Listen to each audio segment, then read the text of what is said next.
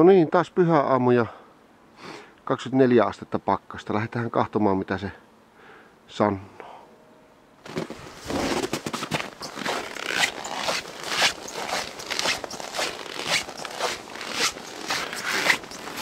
Se on yhden viikon ollut jo tässä päällä ja niinkin näkyy, niin siellä taas ollaan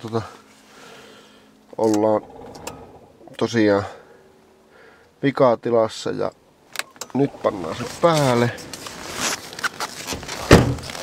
Auto on ollut yön laturissa, eli jänöjä pitäisi olla ihan kivasti ja nyt me katsotaan tuonne alle, niin nähdään se pakoputken pää. Ja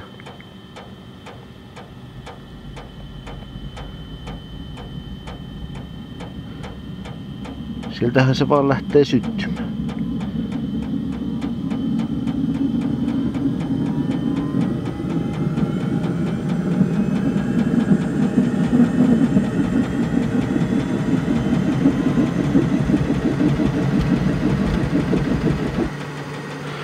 Joo, ja nyt kävi se mikä tavallisestikin, eli se yrittää, mutta heti kun se sammuttaa hehkutulupan, niin se ilmeisesti sitten sammua tupsahtaa.